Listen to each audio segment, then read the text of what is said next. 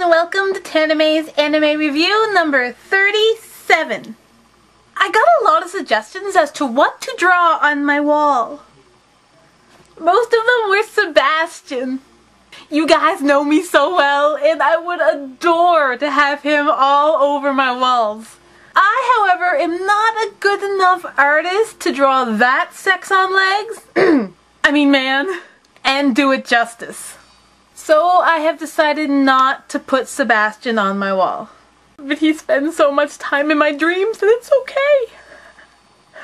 Someone also made a suggestion that I just put a character from every review I've done on my wall and just keep adding to it as I do reviews. Now at first I thought this was a creative and good idea, but then I realized I don't always review anime that I particularly like.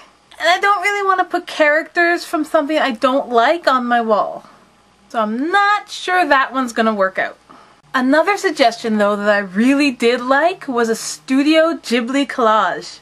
I'm really considering doing this one. I love Studio Ghibli and I've yet to come across a Miyazaki film that I haven't liked. And I can think of lots of characters that I can put on that wall based off of Studio Ghibli. I will let you know when the decision is official. But because it is not yet official, feel free to keep making suggestions. Today's anime review is dedicated to TNT Sakura. And today's anime is...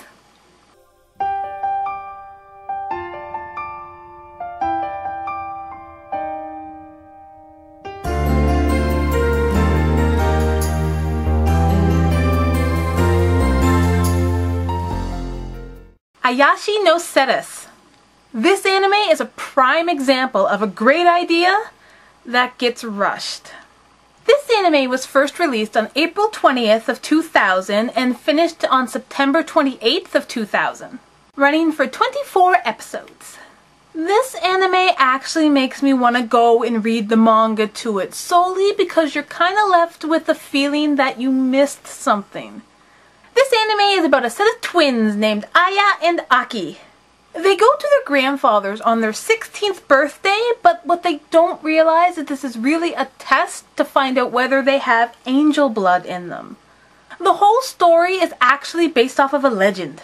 It is the Japanese version of the Swan Maiden, with versions from other cultures also being mentioned as the series progresses. The original legend goes like this. The folktale usually adheres to the following basic plot. A young unmarried man steals a magic robe made of swan feathers from a swan maiden so that she won't fly away and winds up marrying her. She bears his children, and when the children are older, they sing a song about where their father hid their mother's robe. Or one asks why their mother always weeps and finds the cloak for her. Or they otherwise betray the secret and one way or another get the robe back for their mother. The Swan Maiden immediately gets her robe and disappears to where she came from. Although leaving the children may grieve her, she does not take them with her.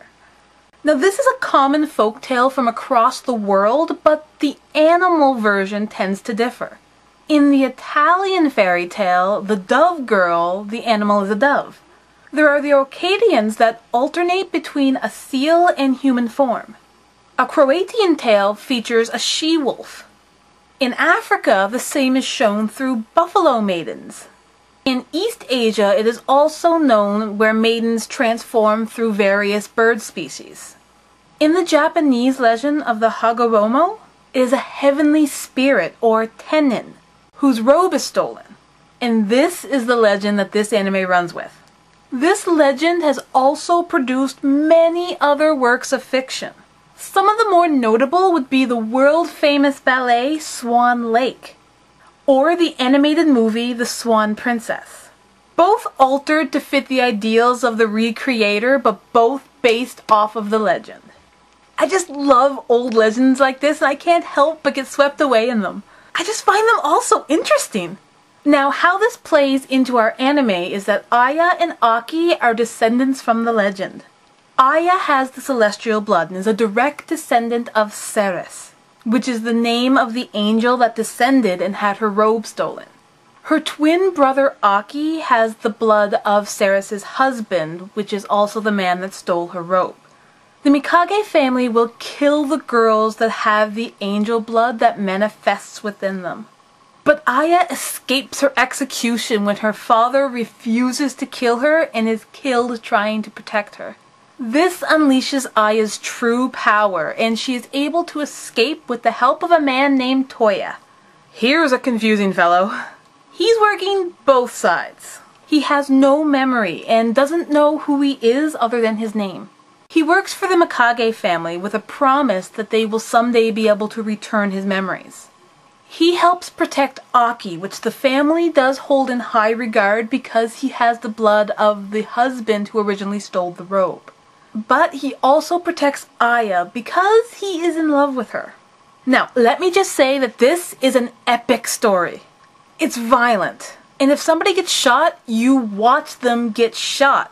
None of this off-camera implied violent stuff. The really annoying thing about this anime is the plot actually revolves around the love shared between Toya and Aya. It's supposed to be this epic love that can overcome anything. But I just found it not very believable. There was no build-up to it. It was just bam! They meet and suddenly they are endlessly in love with each other and would die for each other and blah blah blah.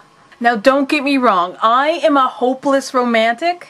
And I love getting lost into a love story, but this just felt forced.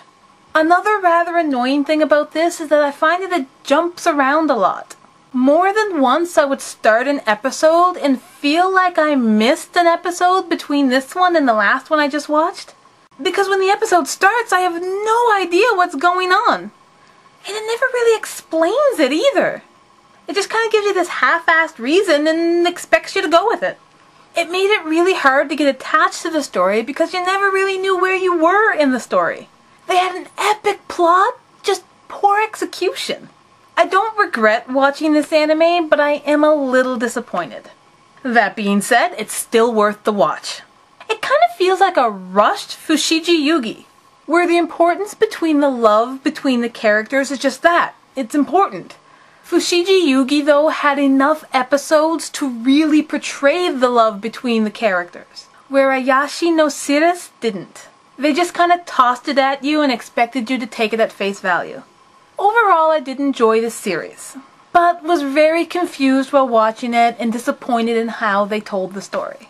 Their story is such an epic take on the original legend, and I can't help but love it in spite of everything. I'm going to give this anime a 3.5 out of 5.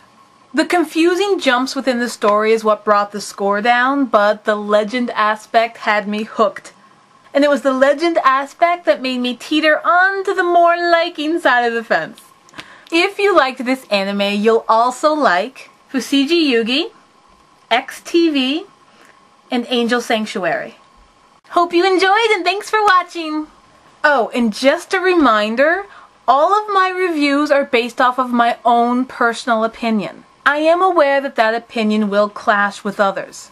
But that doesn't make your opinion wrong, nor does it make mine. It simply makes us have different opinions. And I respect yours regardless what it may be. As I hope you also respect mine. See you next time, guys! And now it's time for your random stuff. First up is an AMV. Now this AMV does contain spoilers, so watch at your own discretion. I just liked the feeling it gave.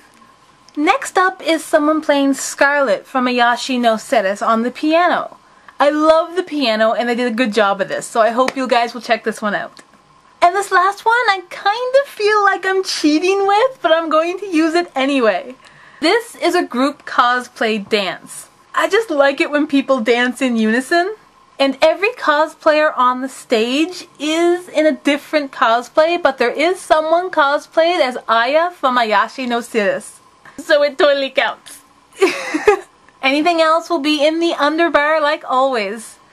I think I was pointing at myself there, but you know what I mean. I hope you enjoyed and I'll see you all next time. Bye! I wasn't recording that whole time!